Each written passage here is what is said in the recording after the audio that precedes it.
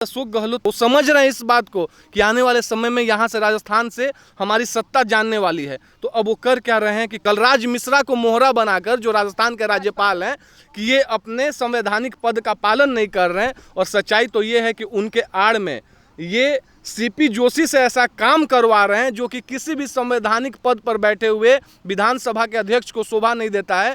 लेकिन इस बात को आप याद रखिए, आपके चैनल के माध्यम से मैं बोलना चाहता हूं कि राष्ट्र के तमाम लोगों की नज़र इस सियासी गलियारों में जो गतिविधियां चल रही है उस पर है। और आने वाले समय में भाजपा हो या सचिन पायलट गुट हो, ये लोग जो काम इन्होंने सुप्रीम कोर्ट के जरिए करवाने का कोशिश किया था गहलोत सरकार ने, जिसको सुप्रीम कोर्ट ने मना कर दिया था, आने वाले समय में सुप्रीम कोर्ट का सहारा लेगा भाजपा, सचिन पायलट का गुट। और आप देखिएगा कि 1 महीना के अंदर, ज़्यादा से ज़्यादा, वो भी पैंडेमिक है, इसके लिए मैं ये बात बोल रहा हूँ, 1 महीना के अंदर वहाँ से गहलोत सरकार गिरने वाली है और उनको कोई भी नहीं बचा सकता है। सर, जितनी मुश्किलें अब गहलोत सरकार के सामने आ गई हैं और उनका बेटा और सीपी जोशी जो अब घिर गए हैं, और सतीश पूनिया ने भी कह दिया है कि अब सीपी जोशी को इस्तीफा दे देना चाहिए क्योंकि वो एक तरफा पार्टी को सपोर्ट कर रहे हैं। देखिए, बिल्कुल मैं एक बात आपसे बताना चाहता हूं कि आज सिर्फ राजस्थान ही नहीं, देश के तमाम सियासी गलियारों में इस बात की चर्चा है। और मैं एक बात बोलना चाहता हूं कि सीपी जोशी जब राजस्थान के विधानसभा अध्यक्ष की कुर्सी पर बैठे हुए हैं तो वहां पर वो किसी पार्टी के नहीं होते हैं, वहां पर वो निष्पक्ष बैठे हुए हैं। और जब आप विधानसभा को मंदिर मानते हैं तो उसके भगवान के रूप में वो वहां पर है। और एक हमसे बात बताइए कि जब भगवान ही नाइंसाफ़ी करने लगेगा तो लोग कहाँ जाएंगे। सीपी जोशी का जो वीडियो वायरल हुआ वैभव गहलोत के साथ, वैभव गहलोत राजस्थान क्रिकेट एसोसिएशन के अध्यक्ष हैं। अब अगर उनसे पूछा जाए कि उनका क्या क्वालिफिकेशन रहा है आरसीए का अध्यक्ष बनने के लिए, तो शायद वो या अशोक गहलोत दोनों में से कोई नहीं बता पाएंगे। बस एक ही उनके पास रहेगा कि मेरे पास एक ही चीज़ है कि मैं अशोक गहलोत का बेटा हूँ। अब एक बात हमसे बताइए कि सीपी जोशी, उनको ये चिंता नहीं है कि यहाँ पर जो सरकार है या विपक्ष है या संसद में, विधानसभा में जितने भी सदस्य हैं, सब यहाँ पर बैठकर और अच्छे से अपने बातों को रखें, जनता के मूलभूत समस्याओं को दूर करने का कोशिश करें, राष्ट्र में जो तमाम राजनीतिक अटकलें आ रही हैं उसको दरकिनार करने का कोशिश करें। उन्हें चिंता इस बात की है कि कैसे भी करके हम अशोक गहलोत के सरकार को बचा लें। इसी का नतीजा था कि उन्होंने बोला था, और एकदम सही बात है, कि अगर 30 विधायक 30 एमएलएज हट जाते वहाँ से तो कुछ भी करके हम सरकार नहीं बचा पाते। आप हो हल्ला करते रहते और सरकार गिर जाती। आपके चैनल के माध्यम से शेरिन, और शायद आप ही थी, हमने आज से 4-5 महीना पहले ये बात बोल दिया था, जब ज्योतिरादित्य जी, बिल्कुल, जब मार्च में 11 मार्च को छोड़े, जी बिल्कुल 11 मार्च को हमने क्लियरली इस बात को बोला था कि देखिए, ये जो ज्योतिरादित्य सिंधिया अभी किए हैं ये सेमेस्टर वाइज फर्स्ट सेमेस्टर में हुआ है, सेकेंड सेमेस्टर में राजस्थान यहाँ से दूर होगा इनके हाथों से, और आने वाले थर्ड सेमेस्टर में हमें कहीं ना कहीं दिख रहा है कि महाराष्ट्र भी इनसे दूर होगा। और उसी का नतीजा है कि ये सब हमको देखने को मिल रहा है। अब हमको एक बात आप बताइए कि सीपी जोशी का क्या कर्तव्य बनता है। सीपी जोशी आप फ्लोर टेस्ट के लिए जाकर गवर्नर के पास एक एप्लीकेशन लिखते और बोलते कि देखिए यहाँ पर ऐसा लग रहा है कि विधायक इनसे टूट रहे हैं, और विधायक जब टूट रहे हैं तो आप एक यहाँ पर ऐसा सरकार दीजिए जो कि राजस्थान के लिए आने वाले समय में, चाहे अभी का कोरोना वायरस हो या डेवलपमेंट की स्थिति देखें, क्योंकि चुनाव तो अभी से 3.5 साल बाद होने वाला है, तो चाहे भारतीय जनता पार्टी हो या कांग्रेस हो या कोई भी इंसान जो कानून को मानने वाला है, जो राष्ट्र में और राज्य में विकास की कल्पना करता है, वो नहीं चाहेगा कि बीच में मध्यावधि चुनाव हो, सिर्फ ऐसे लोगों को छोड़कर जिनके लिए कि सत्ता ही सब कुछ है। अब ये बोलते हैं कि हमारे विधायकों को खरीदा जा रहा है। अरे भैया, अगर आपके विधायक बिकेंगे ही नहीं तो कैसे आपके विधायकों को कोई खरीद लेगा। और हर एक जगह आपके विधायक ही क्यों बिक रहे हैं। आप महाराष्ट्र में भी वही बात बोलते हैं, आप राजस्थान में भी वही बोलते हैं, आप कर्नाटक में भी वही बोलते हैं, आप मध्य प्रदेश में वही बोलते हैं, तो हर एक जगह आपके विधायकों के साथ क्यों ऐसा हो रहा है। इसका मतलब कहीं ना कहीं जो केंद्रीय नेतृत्व कांग्रेस की बैठी हुई है उस पर उनको विश्वास नहीं है। अब अगर राजस्थान के सियासी समीकरण की हम बात कर लें, 72 सीट्स है बीजेपी के पास, 6 सीट जो बीएसपी के, अभी आपको पता होगा राष्ट्रीय महासचिव हैं सतीश चंद्र मिश्रा, उन्होंने एक व्हिप जारी कर दिया है कि अगर ऐसा नौबत आता है कि आपको वोटिंग करना है तो आपको कांग्रेस के अगेंस्ट, गहलोत के अगेंस्ट वोटिंग करना है, वरना हम ये दरख्वास्त करेंगे कोर्ट से कि आपकी सदस्यता रद्द कर दी जाए। इसका मतलब कि कहीं ना कहीं उनको भी लग रहा है कि इस हॉर्स ट्रेडिंग को कांग्रेस वहाँ पर बढ़ावा दे रही है।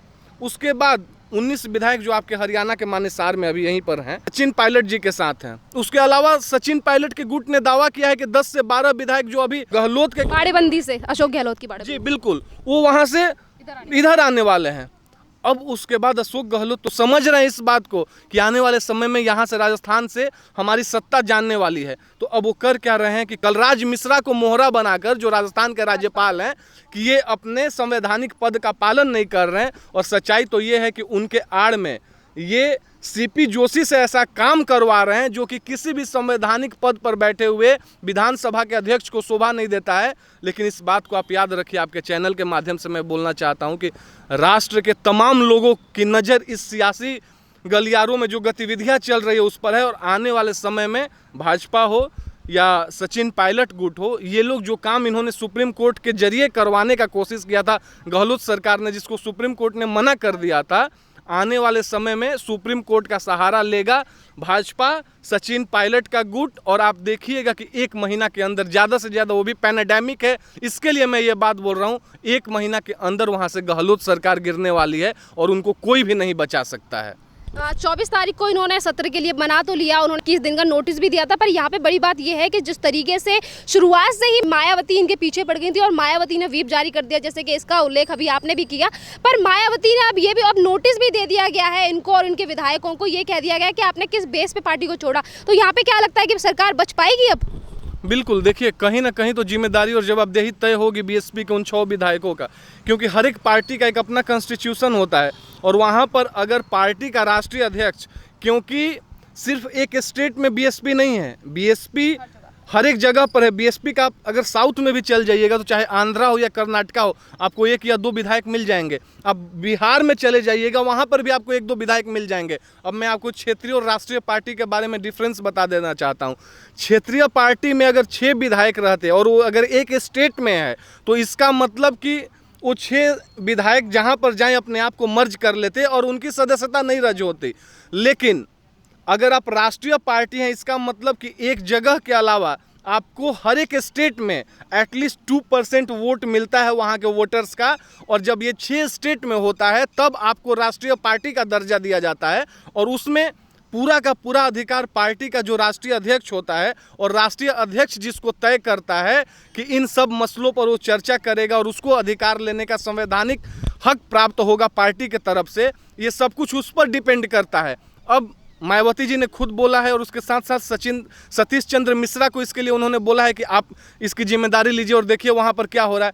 तो आने वाले समय में ये तो तय है कि या तो बीएसपी के विधायकों को कांग्रेस के अपोजिशन में वोट देना पड़ेगा या उनकी सदस्यता वहाँ से रद्द हो जाएगी। जब उनकी सदस्यता वहाँ से रद्द होगी, उसके बाद कुछ निर्दलीय विधायक बैठे हुए हैं, 19 विधायक यहाँ पर मानेसार में बैठे हुए हैं, कुछ विधायक गहलोत के पार्टी से टूट कर आएंगे, तो शायद भगवान भी गहलोत को आने वाले समय में वहाँ के मुख्यमंत्री पद पर नहीं बैठाए रख सकते हैं। कुछ भी हो जाए, वहाँ के पद से जाने वाले हैं। राजस्थान में सरकार बनाने के लिए जिस तरीके से गहलोत ने मायावती के विधायकों को अपनी पार्टी में विलय कर लिया, यहाँ पे सोचने वाली बात यह है कि अपनी सरकार को बनाने के लिए ये दूसरे के विधायकों को बड़ी जल्दी अपनी पार्टी में विलय कर लेते हैं, पर जब इनकी कुर्सी छूटने वाली होती है तो ये डायरेक्ट बीजेपी पर हमला बोलते हैं और कहते हैं हो रही है, यहाँ से हमारे विधायकों को तोड़ा जा रहा है। तो यही बात को अब लेके उद्धव ठाकरे का आपने बयान देखा होगा कुछ दिन पहले, वो कहते हैं कि यहाँ की जो अगर जिसको मेरी सरकार पे तोड़नी है वो तोड़े, क्योंकि उन्होंने कहा है कि मेरा जो रिक्शा है और उस रिक्शे को कोई तोड़ नहीं सकता।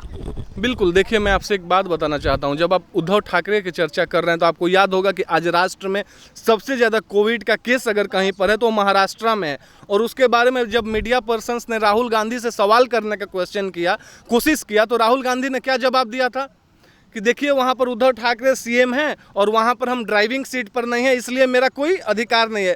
इसका मतलब कि राज्य की किसी भी राज्य की जनता से आपको मतलब नहीं है। आप चाहते हैं कैसे भी वहाँ पर बीजेपी को हम नहीं आने दें, उसके लिए हम कुछ भी करें। अब उद्धव ठाकरे से कहीं ना कहीं आपको वैचारिक मतभेद और मनभेद दोनों दिख रहा होगा। उसका सबसे बड़ा रीज़न आपको बता रहे हैं, अभी बहुत ज़्यादा राष्ट्र में एक चर्चा है सुशांत सिंह राजपूत के केस का। अनिल देशमुख जो महाराष्ट्र के गृह मंत्री हैं वो दूसरे पार्टी से हैं, उद्धव ठाकरे एनसीपी से वो हैं। उद्धव ठाकरे जो हैं वो शिवसेना के हैं, अध्यक्ष भी हैं और मुख्यमंत्री भी हैं। अब उद्धव ठाकरे बोलते हैं कि ज़रूरत पड़ेगा तो हम सीबीआई जांच कराएंगे, जो कि सुशांत सिंह राजपूत का परिवार भी डिमांड करता है। अनिल देशमुख गृह मंत्री का मतलब कि उसके अंडर वहाँ की जो एडमिनिस्ट्रेटिव पुलिसिंग है वो उसके अंडर है।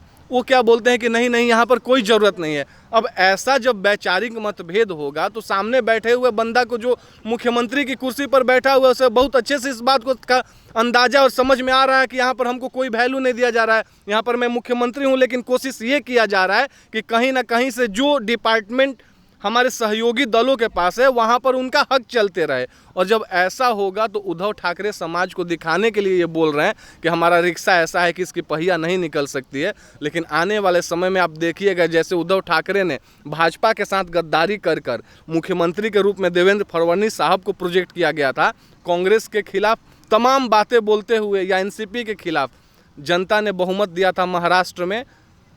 सर यहाँ पे एक क्वेश्चन है मेरा, अपनी पार्टी को बचाने के लिए उद्धव ठाकरे तमाम तरीके के बयान देते हैं। वो ये कहते हैं कि जिसकी हिम्मत है वो नहीं तोड़ सकता हमारी पार्टी को। जब से इनकी पार्टी सत्ता में आई है ये हमेशा इसी तरीके के बयान देते हैं कि ये सरकार 5 साल चलेगी, हम सरकार को चलाएंगे। पर बीच बीच में ऐसे मतभेद हमने अभी अपने आपने सुशांत सिंह राजपूत का नाम लिया इस मुद्दे पर, हमने इनमें मतभेद देखे। अभी इससे पहले एनपीआर का मुद्दा लेकर आए थे, तब भी एनपीआर को लेकर उद्धव ठाकरे ने कहा था कि ठीक है एनपीआर हो सकता है महाराष्ट्र में। जिस एनपीआर का विरोध कर रही थी एनसीपी और कांग्रेस पर, उस पर किस तरीके से स्पष्टीकरण दे दिया था। तो जिस तरीके के मतभेद इनमें हमेशा सामने आते, तो ऐसा लगता है कि ये अपनी सरकार चला पाएंगे।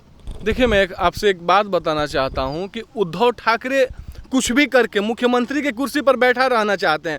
उनको इस बात से तनिक भी मतलब नहीं है कि यहाँ के जनता के साथ क्या हो रहा है। उन्हें मतलब सिर्फ एक बात से है कि मैं मुख्यमंत्री के कुर्सी पर बैठा रहूँ। तो कहीं ना कहीं यह हो सकता है कि उद्धव ठाकरे सिर्फ मुख्यमंत्री के कुर्सी को सुशोभित करने के लिए किसी को कुछ नहीं बोलेंगे। कुछ भी होगा उनके साथ अपोजिशन में, वो हमेशा चाहेंगे कि हर एक बात को दरकिनार करके, चाहे मतभेद हो या मनभेद हो, हम अपने पार्टी को और अपने सरकार को बचाए रखें।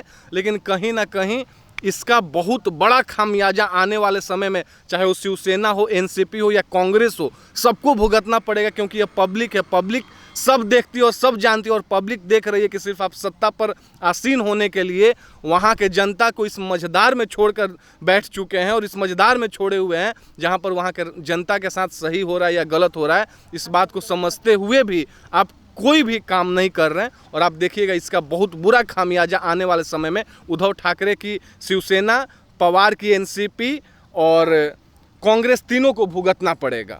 धन्यवाद सर। ये थे हमारे साथ सुभाष सिंह सर, और सर ने जिस तरीके से बताया है कि कांग्रेस की आपसी कला की वजह से ही कांग्रेस की सरकार हर जगह पे जाती है, पर अपनी सरकार को बचाने के लिए किस तरीके से उस पर लीपापोती कांग्रेस की तरफ से की जाती है। सचिन पायलट के साथ भी यही हुआ कि सचिन पायलट ने किस तरीके से चुनाव के टाइम पे मेहनत की थी और बाद में कुर्सी दे दी जाती है अशोक गहलोत का, और उसी बात का नतीजा है कि आज राजस्थान में भी इनकी सरकार अगर टूटती है तो उसके मेन जिम्मेदार ये कांग्रेस के नेता ही हैं। और भी अपडेट के लिए बने रहिए हमारे चैनल के साथ।